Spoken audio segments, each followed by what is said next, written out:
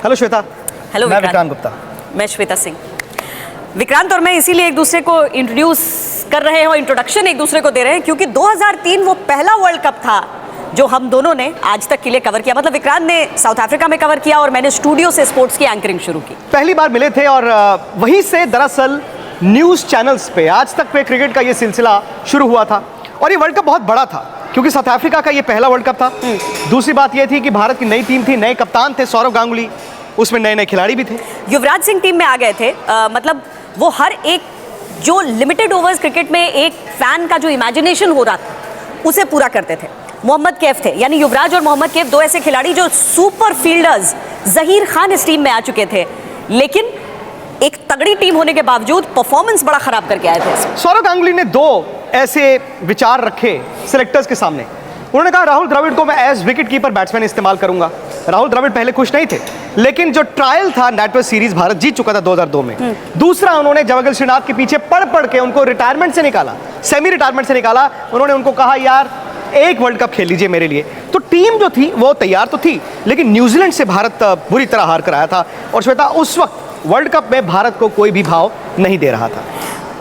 जिस तरह से सौरव गांगुली अभी तक उन्होंने टीम इंडिया को लीड किया था, इसके बाद लेकिन एक नए दादा को सब जानने वाले थे और इंडियन क्रिकेट टीम में जो दादागिरी का दौर था वो समझ में आने वाला था। लेकिन क्या भारत से बहुत लोग एक्सपेक्टेशंस रख रहे थे पूरी दुनिया में? क्या वो एक फेवरेट टीम थी? हम कहेंगे नहीं। फेवरेट शायद विक्रांत एक ही टीम, एक ही था। दरअसल 2003 का वर्ल्ड कप ऐसा था जहां पर दुनिया जानती थी कि चैंपियन कौन होगा, बस बाकी टीमें आपस में मुकाबला कर लीजिए ये देखने के लिए कि फाइनल में कौन आएगा। लेकिन भारत का जो खेल था वो शुरू ऐसा हुआ जहां पर हिंदुस्तान में खिलाड़ियों के घर के बाहर प्रदर्शन भी हुए लेकिन खत्म होते होते ये सारे खिलाड़ी हीरो बन चुके थे। भारत का जो वांडरर्स स्टेडियम में है और विक्रांत को शायद बहुत ज्यादा यादें इसीलिए होंगी क्योंकि विक्रांत का पहला पीस टू कैमरा, क्योंकि एक टीवी चैनल के लिए पहली बार कवर कर रहे थे विक्रांत। देखने में बहुत अलग दिखते थे उस समय, सिर्फ मूंछें थी और बोलने में भी मुझे लगता है कि एक अंग्रेजी जर्नलिस्ट से अचानक एक हिंदी टीवी पत्रकार यहाँ पर आए थे। श्वेता, पीस टू कैमरा मतलब वो जो 15 सेकंड हम बोलते हैं विक्रांत गुप्ता जोहानिसबर्ग आज तक, ये बोलने में मुझे 30-30 40-40 टेक भी लेने पड़ते थे। भारतीय टीम अपनी मंजिल से अब सिर्फ एक कदम पीछे रह गई है। सेमीफाइनल में कीनिया को बुरी तरह से मात देने के बाद भारत अब फाइनल में ऑस्ट्रेलिया को खेलेगा। अगर ये कहा जाए कि इस टूर्नामेंट की सबसे अच्छी दो टीमें वर्ल्ड कप के लिए भिड़ेंगी तो वो गलत नहीं होगा। मनु बख्शी के साथ विक्रांत गुप्ता, डरबन, आज तक। ऑस्ट्रेलिया फेवरेट था लेकिन श्वेता मैच के पहले दिन, ऑस्ट्रेलिया मैच से 2 घंटे पहले इस खबर के साथ उठती है कि शेन वॉर्न डोपिंग में पकड़े गए। ये बहुत बड़ा स्कैंडल था उस वक्त का।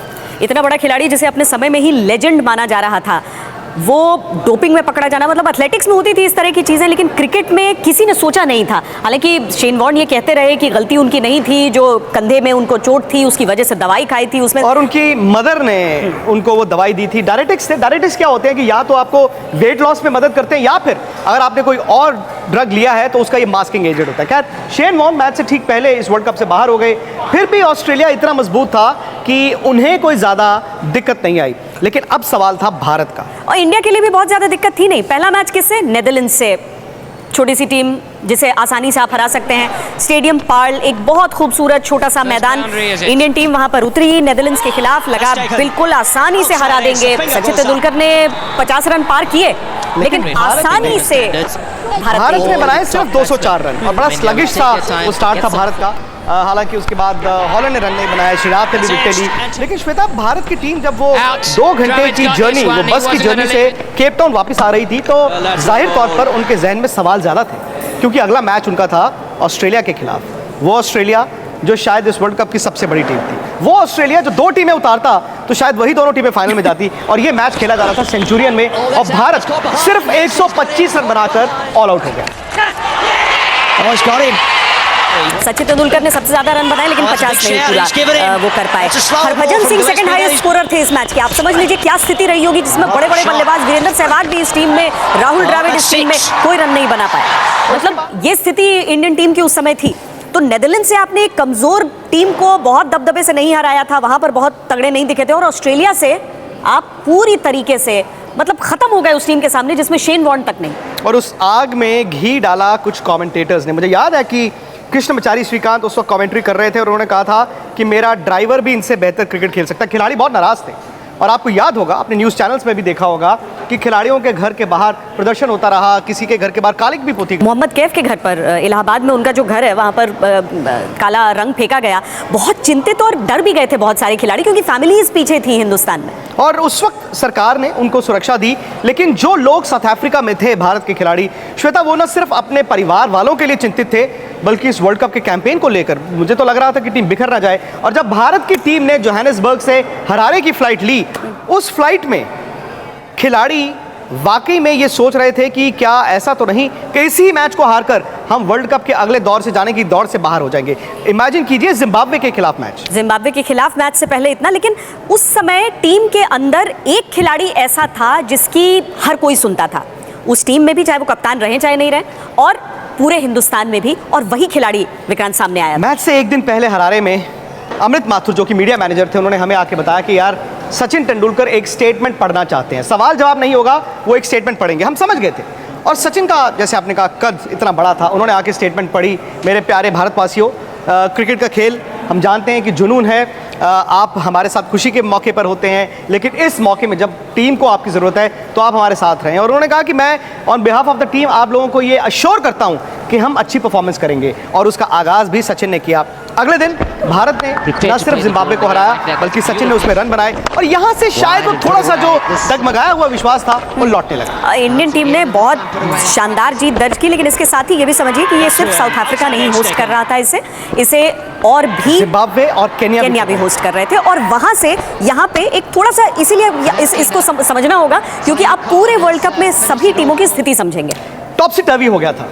इंग्लैंड ने जिम्बाब्वे जाने से मना कर दिया, क्योंकि रॉबर्ट मुगाबे की सरकार के साथ उनको डिप्लोमेटिक रिलेशंस नहीं थे। इंग्लैंड ने कहा हम अपने पॉइंट्स फोरफीट कर देते हैं। वहाँ न्यूजीलैंड ने केन्या जाने से मना कर दिया, उन्होंने कहा कि सुरक्षा कारणों से हम भी नहीं जाएंगे। तो वहाँ पर न्यूजीलैंड ने अपने 2 पॉइंट गंवा दिए, वहाँ पर इंग्लैंड ने अपने 2 पॉइंट गंवा दिए, और इसका फायदा जिम्बाब्वे और केन्या का हुआ। लेकिन भारत की टीम आ गई वापस साउथ अफ्रीका, और अगला मैच हमारा था पीटरमैरिट्सबर्ग, नमीबिया से मैच। नमीबिया छोटी सी टीम, और अब जो भारतीय टीम थी वो बिल्कुल बदली हुई थी।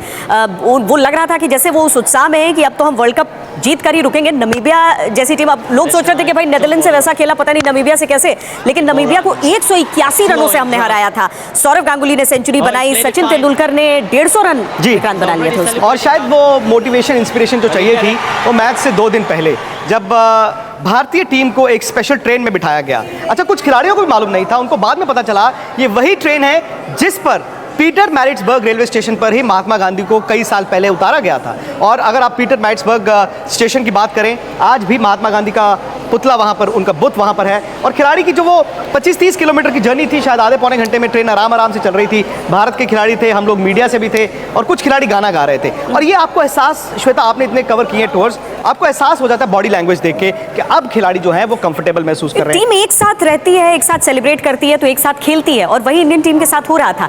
और अब जो अगला हमारा मुकाबला था वो कोई आसान टीम से तो नहीं था, लेकिन इतनी मुश्किल टीम से भी नहीं था। इंग्लैंड से हमारा मुकाबला था। इंग्लैंड से मुकाबला डर्बन में था, और भारत का कहते हैं ना कि वॉशिंग मशीन यहाँ से शुरू हो चुकी थी। मिनी इंडिया वैसे भी डर्बन को कहते हैं, बड़ी स्टोरीज हमने की थी उस पर। सही बात है। और डर्बन में मैच हुआ, और ये मैच शायद पहली झलक थी न्यू इंडिया की, मतलब जो बदल गई थी टीम, उसकी पहली झलक डर्बन में मिली।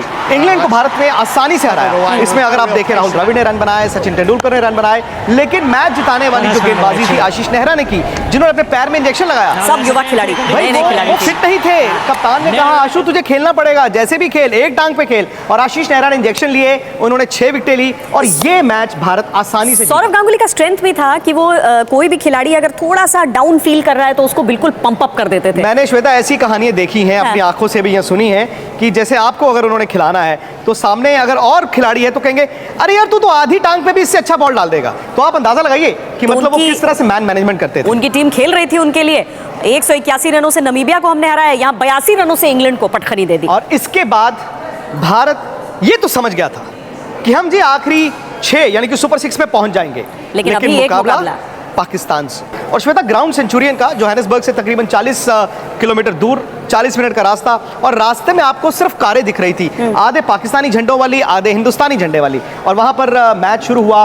अच्छा, मैच अगर आप यहां से देख रहे हैं, आप ड्रेसिंग रूम से देख रहे हैं सामने की तरफ, तो एक तरफ सारे हिंदुस्तान के सपोर्टर्स, एक तरफ सारे पाकिस्तान के सपोर्टर्स, और मतलब एक मिनी सेरेमनी हुई उस मैच से पहले। दोनों कप्तानों ने जब टीम्स एक्सचेंज की तो पाकिस्तान ने बोर्ड पर इतने रन लगा दिए जो उस वक्त हम लोगों को लग रहा था कि भारत चेज नहीं करेगा। पर हमारा अनबीटन रिकॉर्ड था पाकिस्तान के खिलाफ। सईद अनवर ने सेंचुरी बनाई थी, लेकिन हमारे पास भी सचिन तेंदुलकर थे। अब सचिन तेंदुलकर का जो जज्बा रहा था शुरू से, हमें लगा कि भाई अब तो कुछ ना कुछ होगा, और हुआ भी। 100 नहीं बना पाए, 2 रन से चूक गए, 98 रन उन्होंने बनाए, लेकिन ये जो 98 रन थे वो सईद अनवर की सेंचुरी पर थे। मजे की बात यह है कि वो लंच ब्रेक जब हुआ तो सचिन तेंदुलकर और पूरा ड्रेसिंग रूम ये सोच रहा था यार रन कैसे बनेंगे। तो किसी ने सचिन को कहा लंच कर लीजिए, उन्होंने कहा नहीं मुझे सिर्फ आइसक्रीम दे दो। हाँ। तो उन्होंने सिर्फ आइसक्रीम खाई थी उन्होंने, और वीरेंद्र सहवाग ने वो स्टार्ट किया। वो सहवाग का एक छक्का पॉइंट के ऊपर, उसके बाद सचिन का वो शोएब अख्तर को छक्का। लेकिन जैसे ही सहवाग आउट हुए और उसकी 2 गेंद बाद सौरव गांगुली भी आउट हो गए तो भारत दिक्कत में आ सकता था। पर युवराज सिंह थे हमारे। मोहम्मद कैफ और सचिन की पार्टनरशिप हुई पहले। हाँ। और जब सचिन 98 पर आउट हुए, कैफ भी आउट हो गए, तब भी तकरीबन 100 रन थे श्वेता बनाने के लिए। और पुराने जमाने की इंडियन टीम, मैं वहां पर बैठ के सोच रहा था ओ यार ये 100 रन भारत से नहीं बनेंगे। हाँ। लेकिन सौरव ने क्या किया था, उन्होंने बैटिंग लंबी खिलाई थी और युवराज सिंह और राहुल द्रविड़ इनके बीच साझेदारी हुई। युवराज ने भी 50 बनाए और अंत में तो अगर आप देखें भारत आसानी से इस मैच को जीता। खिलाड़ियों ने सेलिब्रेट किया, एक चाइनीज रेस्टोरेंट में गए, उसके बाद सचिन तेंदुलकर जो मैन ऑफ द मैच को उनको ट्रॉफी मिली थी उस रेस्टोरेंट में भूल आए। उसके बाद अगले दिन जाके उनको याद आया, उनको वो ट्रॉफी मिली। लेकिन यहां से भारत के कैंपेन को पर लग चुके थे। 1999 वर्ल्ड कप की तरह 2003 में भी सुपर 6 था, जहां पर आप अपने पॉइंट्स लेकर जाएंगे, प्लस जो आपने सुपर 6 की टीमें हैं उनके पॉइंट्स लेकर जाएंगे। और भारत नंबर 2 था, ऑस्ट्रेलिया नंबर 1, भारत जिम्बाब्वे। और सामने वाले पूल से जो 3 टीमें आई थी उसमें एक, जैसे मैंने कहा केन्या, क्योंकि न्यूजीलैंड वहां नहीं गया, उनको पॉइंट्स मिल गए, तो केन्या, न्यूजीलैंड और श्रीलंका। और देखिए साउथ अफ्रीका पे भी काफ़ी उम्मीदें थी, अच्छी टीम थी उस समय, बड़े बड़े उसके खिलाड़ी थे, लेकिन वो टीम आगे आई नहीं। आपको याद है वो किस तरह बाहर हुए थे? दरअसल डर्बन में रेन अफेक्टेड मैच था। डकवर्थ लुइस का नियम चल रहा था, उनको मालूम था कि अब बरसात आने वाली है, शायद इस ओवर के बाद आएगी। और मार्क बाउचर बैटिंग कर रहे थे, उन्होंने बाहर की तरफ देखा, एक कागज आया और मार्क बाउचर ने वो जो आखिरी गेंद थी उसको डिफेंड कर दिया। अगर वो डिफेंड नहीं करते, उसको सिंगल ले लेते, किसी ने मिस कैलकुलेशन की थी, शायद 1 रन इधर का उधर हो गया। अगर वो सिर्फ उस गेंद पर सिंगल ले जाते तो साउथ अफ्रीका क्वालिफाई कर जाता। उन्होंने उस गेंद को डिफेंड कर दिया, रोक दिया, और साउथ अफ्रीका उस वर्ल्ड कप से बाहर हो गया। तो भारत के सामने 3 ऐसी टीमें थीं जिससे जीतकर आगे बढ़ना मिशन पॉसिबल लग रहा था। केन्या से हमारा पहला मुकाबला हुआ और सौरव गांगुली की वो लाजवाब सेंचुरी। विक्रांत, सौरव का ये वर्ल्ड कप में दूसरा 100 था। उन्होंने पहला 100 नामीबिया के खिलाफ, अब केन्या के खिलाफ, और भारत इस मैच को जब जीता तो अगेन बात वही है ना श्वेता कि आपको अब सेमीफाइनल भी दिखने लगा, क्योंकि जिस तरह भारत खेल रहा था उस फॉर्म में न्यूजीलैंड और श्रीलंका वो साफ तौर पर भारत के सामने शायद टिकते नहीं। पर श्रीलंका अच्छी टीम थी, उसमें कुमार संगकारा वाली टीम थी ये, पर वो भी फेल किए। सनत जयसूर्या फेल कर गए उस मैच में। और जब इंडियन टीम बैटिंग के लिए आई, हालांकि सचिन तेंदुलकर फिर एक बार फिर नर्वस 90s में आउट हो गए। 97 रन वो बना पाए, वो 100 रन बना नहीं पाए, लेकिन काफी थे ये 97 भी काफी थे। श्रीलंका को भारत ने हराया और उसके बाद फिर भारत ने जब न्यूजीलैंड को 145 ऑल आउट कर दिया, वो तो साफ हो गया कि जी भारत सेमीफाइनल में जा रहा है। और सेमीफाइनल में थोड़ा सा अपसेट था, क्योंकि सेमीफाइनल भारत का एक बड़ी मजबूत टीम नहीं, केन्या के खिलाफ था। क्यों? क्योंकि केन्या को वो जो पॉइंट्स मिले हुए थे उनको फायदा हो गया और डर्बन में सेमीफाइनल खेला जाना था। और मैच से पहले भारत जानता था कि अब सेमीफाइनल नहीं, हम तो जी जोहानिसबर्ग 23 मार्च फाइनल के बारे में सोच रहे हैं। वाकई असली चुनौती तो फाइनल ही था, क्योंकि वहां पर दूसरी तरफ से आपको समझ में आ रहा था कि ऑस्ट्रेलियन टीम ही वहां से जीत कर आएगी। इधर का भी साफ ही था, भारत जीतेगा। भारत जीता, केन्या को उसने शिकस्त दी। सौरव का 100 था उसमें, सौरव गांगुली का एक बार फिर 100 वहां पर। और एक बेहद सफल कप्तान, एक बेहद सफल बल्लेबाज, रेयर होता है ये चीज देखने के लिए। सही बात है। और भारत पहुंच गया फाइनल में। अच्छा, कुछ खिलाड़ी जो थे उन्होंने बाद में ये माना कि सेमीफाइनल आसान था और हम शुरू से फाइनल के बारे में सोच रहे थे, शायद उससे दबाव ज़्यादा हो गया, क्योंकि ऑस्ट्रेलिया की टीम यूज्ड टू थी फाइनल्स खेलना, वो यूज्ड टू थे वर्ल्ड कप जीतना। भारत की टीम के लिए 2003 फाइनल में जाना बहुत बड़ी बात थी। उस वक्त प्रधानमंत्री ने यहाँ से एक बल्ला भेजा था, उन्होंने गुड लक विशेस भेजे थे स्पोर्ट्स मिनिस्टर के हाथ, और हर जगह भारत से वहाँ पे जो साउथ अफ्रीका में भारतीय मूल के लोग गए थे वो यही कह रहे थे कि वर्ल्ड कप जीतना है। और खिलाड़ियों पर श्वेता ये दबाव दिख रहा था। मुझे याद है वर्ल्ड कप फाइनल से 2-3 दिन पहले भारत की टीम लगातार प्रैक्टिस कर रही थी और जो ऑस्ट्रेलिया की टीम थी वो अपने परिवार के साथ घूम रही थी, प्रैम में बच्चा डाला और मॉल चले गए। यहाँ पर भारत की टीम प्रैक्टिस कर रही है। और एक ऐसा वाकया हुआ था कि मैच से एक दिन पहले भारत की टीम मैदान में थी, इसी मैदान में, वांडरर्स के मैदान में, और वॉलीबॉल खेल रहे थे। आपको याद होगा जॉन राइट तब वॉलीबॉल खिलाते थे। तो दो हिस्सों में भारत के खिलाड़ी वॉलीबॉल खेल रहे थे, और जो टनल है इस मैदान का, वहां से ऑस्ट्रेलिया के 6 खिलाड़ी आए। वो हट्टे कट्टे खिलाड़ी, उन्होंने एक मिनी बस में, जिनकी प्रैक्टिस नहीं थी, मैथ्यू हेडन थे उसमें, एंड्रू साइमंड्स थे उसमें, डैरन लीमन थे उसमें, ब्रेट ली थे उसमें, और शायद ग्लेन मैकग्राथ थे। वो 6 खिलाड़ी आए हैं, वो मैदान में आए, और जैसे वॉलीबॉल का कोर्ट होता है, उन्होंने सिर्फ कोर्ट का 6 खिलाड़ियों ने ऐसा चक्कर लगाया और वापस चले गए। इंटिमिडेशन। ऑस्ट्रेलिया हमेशा से मास्टर रहा है इस तरह की टेक्निक्स में, और इस वर्ल्ड कप में भी वही हो रहा था। बाकी जैसा विक्रांत बोल रहे हैं कि ऑस्ट्रेलियन टीम को मालूम था कि कैसे एक फाइनल जीतना, और हम लोग 20 साल बाद एक फाइनल में पहुंचे थे वर्ल्ड कप के, 83 के बाद। हालांकि विक्रांत यहाँ पर जब हम स्टूडियो में एंकरिंग कर रहे थे, हम ये नाम बहुत देते थे, 20 साल बाद, 20 साल बाद। ये फिल्मी नाम है, और ऐसा लगता था कि कोई टोटका चल जाए कि हमारी भी प्रार्थना कबूल हो जाए और भारतीय टीम ऐसा कोई प्रदर्शन कर जाए। लेकिन दिल ही दिल में सबको डर भी लग रहा था। एज फैंस हम सबको बहुत डर लग रहा था, क्योंकि सामने ऑस्ट्रेलिया था, और उस दबाव की पहली झलक आपको तब दिखी जब फाइनल में टॉस जीत के एक अच्छी विकेट पे धूप निकली हुई है, भारत ने ऑस्ट्रेलिया को कहा आप बैटिंग कीजिए। आमतौर पर फाइनल में अगर आप पहले बैटिंग करें इस तरह की कंडीशंस में, आप बोर्ड पर रन लगा के सामने वाली टीम पर दबाव बना सकते हैं, लेकिन शायद भारत खुद इतने दबाव में था, उन्होंने कहा कि नहीं ऑस्ट्रेलिया आप आकर बैटिंग कीजिए। और पहला ओवर उस मुकाबले का ये आपको दिखा चुका था कि शायद भारत इस मैच के लिए तैयार नहीं है। जहीर खान, जो उस वक्त तक भारत के वर्ल्ड कप के हीरो थे, उन्होंने पहले ओवर में इतनी नो बॉल, इतनी वाइड कर दी, 15 रन आ गए, और वहां से साइकोलॉजिकली ऑस्ट्रेलिया बहुत आगे निकला। और बाकी भारतीय टीम के इंडिविजुअल खिलाड़ियों को अगर हम देखें तो पूरे टूर्नामेंट में सबसे ज्यादा रन बनाए सचिन तेंदुलकर ने, सबसे बड़े हीरो उसके थे। सौरव गांगुली नंबर 2 जो सेंचुरी पे सेंचुरी ठोकते जा रहे थे। लेकिन यहाँ जब ऑस्ट्रेलिया सामने आया तब इंडिविजुअल्स की नहीं, एक टीम की जरूरत। 359 रन 2 विकेटों के नुकसान पर ये ऑस्ट्रेलिया के फाइनल में रन थे।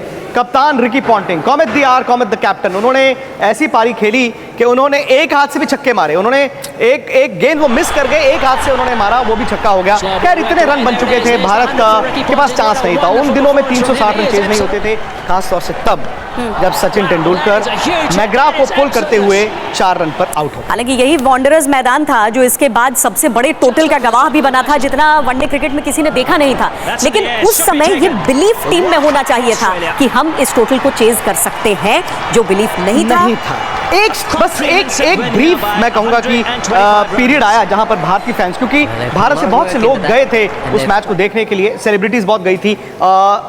एक ऐसा वक्त आया श्वेता जब लगा भारत शायद करिश्मा कर देगा, वो था जब बरसात आई। वीरेंद्र सहवाग ने दरअसल स्टार्ट बड़ा तेज किया था, 3 विकेटें गिर चुकी थी, 17 ओवर में भारत 100 से ज्यादा रन बना चुका था 3 विकेटों के नुकसान पर। अब बरसात आई, और जोहानिसबर्ग की बरसात ऐसी होती है कि वो थंडरस्टॉर्म्स होते हैं, वो लाइटनिंग भी होती है, आपको लगता है कि अब तो 5 दिन लगातार बरसात होती रहेगी। तो वहां पर डकवर्थ लुइस पे भारत के पास एक मौका था, लेकिन सामने जब आधे पौने घंटे बाद मौसम क्लियर होना शुरू हुआ तो ये साफ हो गया कि खतरे के बादल ऑस्ट्रेलिया के लिए उड़ चुके हैं, और भारत को अब हार से कोई नहीं बचा सकता। और हुआ यही, भारत वो मैच नहीं जीत सका। पूरे देश का सपना टूटा था उस दिन, बहुत हवन पूजन सब कुछ हुआ था उस मैच से पहले। लेकिन क्रिकेट को धर्म मानने वाले देश में 20 साल बाद जो सपना देखा था वो पूरा नहीं हुआ। 2003 था वो, उसके 20 साल बाद 2023 में भी वर्ल्ड कप भारत में है। हो सकता है कि वो भारत के लिए एक और सुनहरा वर्ल्ड कप हो। मुझे और श्वेता को आज के लिए इजाजत दीजिए। अगला वर्ल्ड कप दर्दनाक कहानी 2007, दर्दनाक कहानी। और जब एक क्रिकेट टीम के कोच की हत्या जहां पर हो गई है या फिर उनकी जान चली गई है, कोई जान नहीं पाया कभी, लेकिन वो सारी सनसनीखेज कहानियां, किस्से अगले एपिसोड में आपको हम बताएंगे विक्रांत। बहुत बहुत शुक्रिया। मैच से जुड़े आपके हर सवाल का हम देंगे जवाब। जानने के लिए हर update, live analysis, special interviews, download कीजिए स्पोर्ट्स द कैप।